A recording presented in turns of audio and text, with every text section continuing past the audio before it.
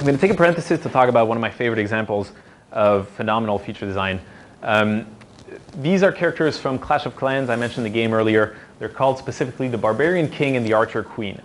So Clash of Clans, one of the most successful mobile games of all time.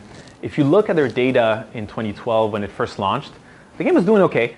At one point, they just released an update, and boom, they climbed to the top of the charts. And I mean within a few weeks, they went from somewhere in the top 100 to #1. And they stayed #1 for a good 3 years. What I believe happened, I haven't actually worked on the game, unfortunately, but I've worked on similar games that saw these problems. So what I believe happened is that after 6 months or so of being live, they were still pushing out content. And let me actually take a step back. The goal of the game, you build your base, you train troops, your army, and you go and attack other players to get their coins. Fairly simple. But the competition helped people play for multiple months at a time, and they attacked more bases, and their bases got bigger, and they got more and more coins. What I believe happened is that after 6 or so months of play, the people who are at the very top, the people who install on day 1 and 2, when they were playing a lot, because they played so much, they just had so many coins, they didn't need to spend money anymore. They could keep attacking their friends and keep engaging like that, basically for free. So what they decided to do was press reset on their economy. How they did it, though, is a very creative way, because a lot of games are accused of trying to get people to pay to be better than others, to be more competitive than others, to win, pay to win, right? That's a lot of the complaints that people throw at free-to-play games. But what Clash of Clans did is basically that, but in a very, very subtle way.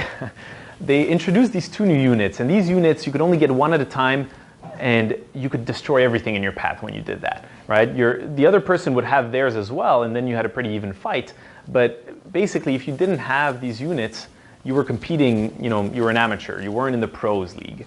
And remember, this is a very competitive game. So they made these new units cost a different currency. They created these crystals that you had to mine that were extremely long and tedious to get. So a lot of people decided to pay to get them. But if they had left it at that, people would say, why would I do this, right? I don't want to just pay and beat other players because my wallet is bigger.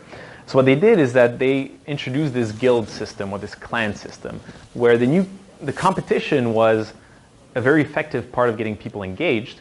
And they knew that if they put it more in your face and they had people team up together and attack each other, clan versus clan, they could get people to ignore the fact that they're paying to beat others because, again, when you're playing in the pros, everybody's spending at that level. And it was a step function change. Like the game started generating a multiplier of its revenue, and it stayed there for a very long period of time.